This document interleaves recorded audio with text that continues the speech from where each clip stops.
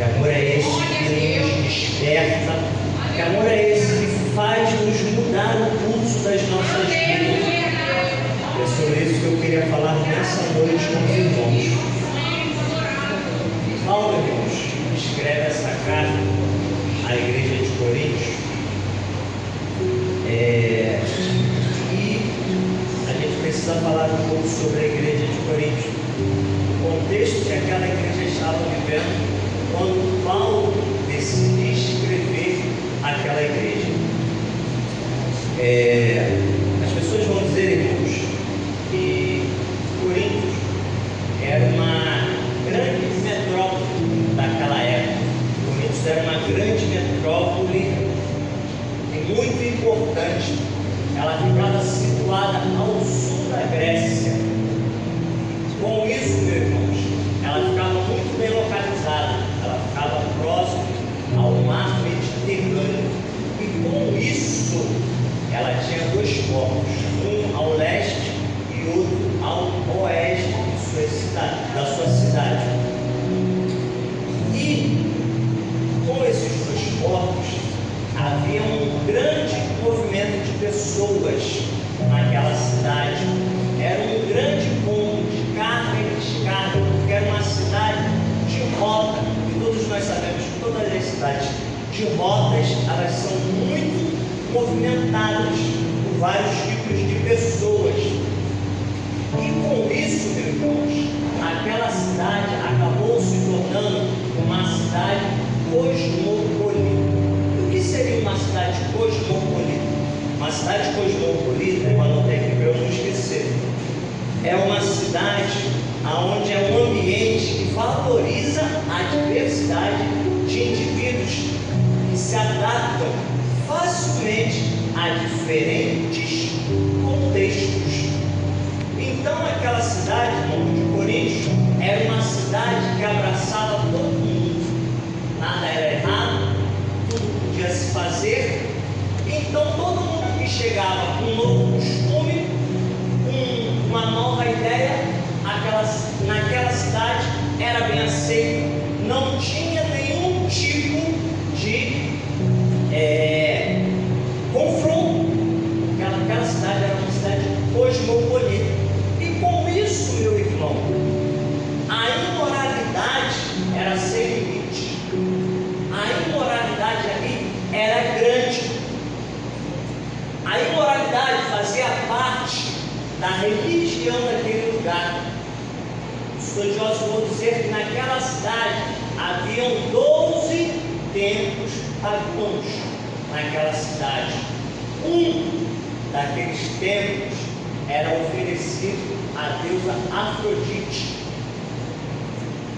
Os historiadores vão dizer, irmãos, que naquele templo anualmente 1000 mulheres eram escolhidas para servir como sacrifício, usar os seus corpos como sacrifício naquela época. Então, tamanha a imoralidade daquele lugar, meus irmãos. Então, o contexto daquela cidade era esse: a imoralidade, a idolatria e a avareza faziam parte, a luxúria fazia parte daquela cidade. Mas a Bíblia vai nos dizer, meus irmãos, que aonde abundou o pecado, superabundou a graça. Paulo, direcionado pelo Espírito Santo de Deus, chega até aquela cidade com total autoridade do Espírito Santo para anunciar as boas novas de Cristo naquele lugar. E com isso, meus irmãos, pessoas se converteram, pessoas aceitaram a Cristo, pessoas tiveram um novo rumo em suas vidas, pessoas foram transformadas porque receberam a graça do Senhor nos seus corações, meus irmãos. E com isso, aleluia, e com isso, aquela igreja crescia em graça, crescia em números, crescia no poder de Deus, crescia no Espírito Santo. E Paulo viu que aquela igreja estava bem, estava caminhando. E ele falou assim: eu vou ter que ir para outro lugar. Colocou alguns líderes e foi fazer a obra de Deus. Deixou a igreja de Corinto lá. Glória a Deus, aleluia. Com o passar do tempo, meus irmãos, Paulo recebe uma notícia. A Bíblia vai nos dizer que homens chegaram até Paulo e deram a notícia que a igreja de Corinto já não estava mais como era. A Bíblia vai dizer que os homens chegaram para Paulo e vai dizer que aquela cidade, aquela igreja que outrora era avivada, que outrora guardava os preceitos, já estava se desvirtuando. Eles começaram a colocar práticas pagãs dentro da igreja e começaram a misturar o santo, o sagrado com o profano. Começaram a misturar as coisas e qualquer aparência com os dias de hoje, irmãos, não é mera coincidência. Muitas, infelizmente, irmãos, igrejas têm misturado as coisas, misturando o santo, misturando aquilo que é sagrado com o profano, com a ideia de atrair mais pessoas, para a casa de Deus. Mas, irmãos, eu não quero aqui ser aquele crente taxado como crente antigo, não. Mas eu aprendi, meus irmãos, que o que segura uma pessoa dentro da igreja é a palavra de Deus. O que liberta, o que transforma uma pessoa é a palavra de Deus. Não adianta, meus irmãos, nós colocarmos uma roupagem nova e dizer agora é gospel e colocar dentro da igreja. Não, meus irmãos. Nós temos que estar vigilantes com isso. E esse é o contexto. Então Paulo resolve escrever essa carta aos Coríntios com o intuito de alertar o perigo que eles estavam correndo. O perigo que eles estavam correndo com aquela situação. Se nós lermos a carta toda, tanto de 1ª quanto 2ª Coríntios, a gente vai ver que é uma carta de ensinamento. A Bíblia vai dizer, meus irmãos, que quando eles se reuniram para ceiar, aqueles que tinham dinheiro comiam mais do que os que não tinham. A Bíblia vai dizer, meus irmãos, que era uma desordem na ceia do Senhor. Não tinha comunhão a qual Paulo tinha ensinado a eles. E Paulo então escreve como deveria ser a Santa Ceia do Senhor. E até hoje é isso que usamos como base. Aleluia. E aí, meus irmãos, vamos ver que Paulo escreve isso no intuito de ajustar as coisas. Aquilo que estava errado, ele queria alinhar com o Espírito Santo, porque a gente não pode se conformar, meus irmãos, ver que uma coisa está errada e falar assim: não, isso aí é com o pastor está vendo. Não, meus irmãos, temos que se levantar como atalaias de Cristo, direcionados pelo Espírito Santo e baseados na palavra de Deus, para confrontar as coisas que não estão de acordo com a palavra.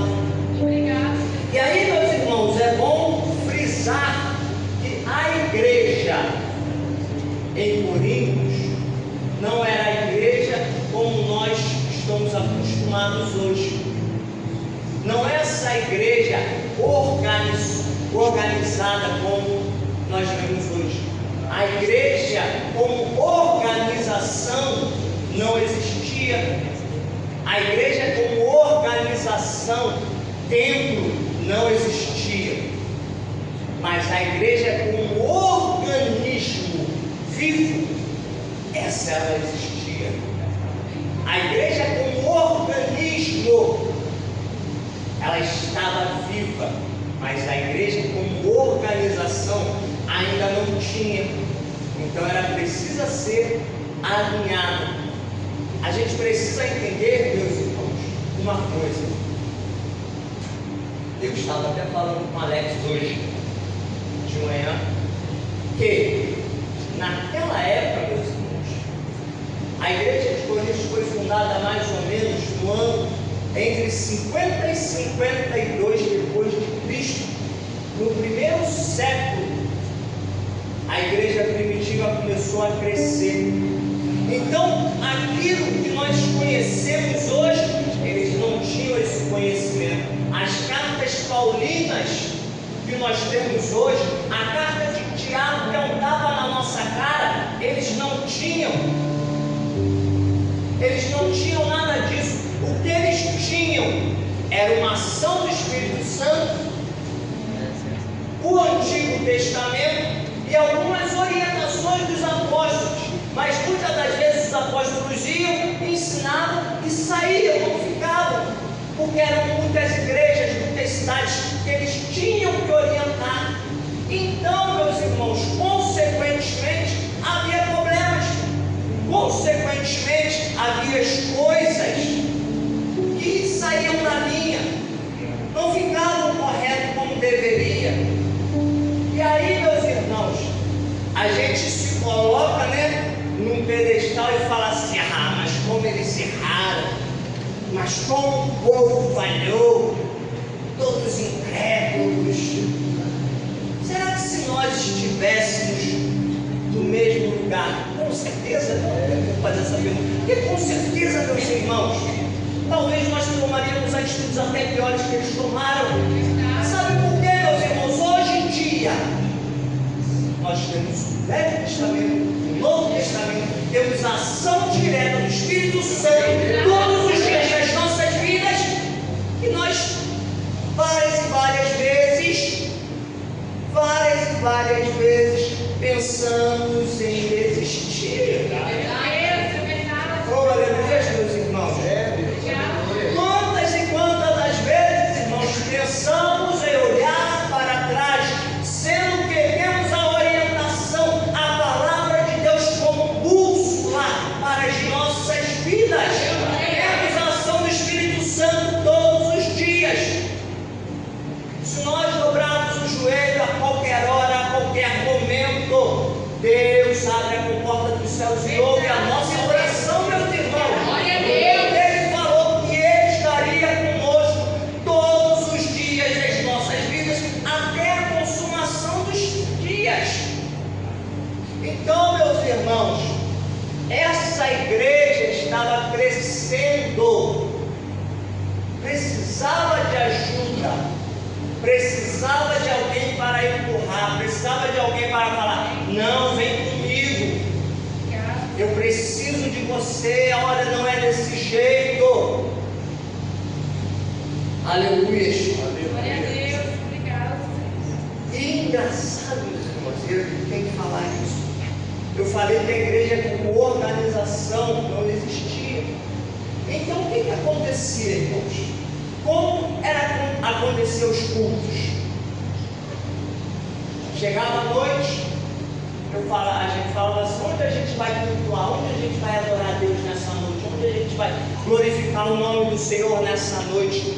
Pedro, pode ir lá na sua casa hoje, pode ir lá na sua casa. Vamos lá, mano, vamos lá adorar o Senhor. Sandro, pode ir na sua casa hoje. Vamos glorificar o nome do Senhor. E eles se reuniam, irmãos, e adoravam o Senhor, cada um em suas casas, todo dia era um lugar diferente. Não tinha esse templo a qual nós temos hoje. A igreja era reunida na casa dos irmãos. E com isso, meus irmãos, havia aquelas confusões. algumas conclusões. E Paulo, cirurgicamente, fala com eles o que era para fazer e o que não era para fazer. No capítulo 12, a gente vai ler que Paulo orienta eles. Paulo orienta eles, meus irmãos, acerca dos dons espirituais. E aí havia uma confusão, meus irmãos, porque o irmão estava pregando e o outro começava a profetizar. E o outro começava a profetizar, e aí o outro começava a profetizar em cima do que o irmão estava profetizando. E aí o outro começava a louvar do nada, não tinha uma organização, mas todos eram cheios do Espírito Santo. E aí, meus irmãos, Paulo, muito sábio, meus irmãos, ele fala assim, ó, versículo 5, ou 4, ele diz assim: ora, há diversidade de dons, mas o Espírito é o mesmo. Há diversidade de ministérios, mas o Senhor é o mesmo. Há diversidade de operações, e o mesmo Deus opera tudo em todos. Paulo estava falando assim, ó, vocês são todos iguais. Não existe maior, não existe melhor, não existe ninguém. Um precisa do outro. Paulo estava falando claramente isso. Cada um do seu jeito, Deus usa, Deus quer na sua obra. E aí no versículo, no capítulo 13, aonde nós lemos, meus irmãos, aí ele fala, ainda que eu falasse a língua dos anjos e não tivesse o amor, disso nada me adiantaria. Ainda que eu distribuísse toda a minha fortuna, eu não tivesse o amor, de nada isso me adiantaria. Ainda que eu tivesse tamanha fé e não tivesse o amor, isso de nada me aproveitaria. Ele estava falando, meus irmãos, que eles não podiam viver como eles estavam vivendo, no individualismo. E essa palavra é tão viva nos dias de hoje, meus irmãos.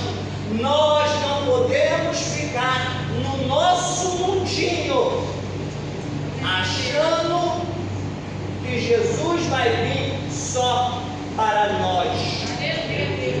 Não, meus irmãos. Há uma necessidade de nós se levantarmos como igreja do Senhor. Há uma necessidade, meus irmãos, de nós se levantarmos como igreja do Senhor e anunciar as boas novas do Evangelho.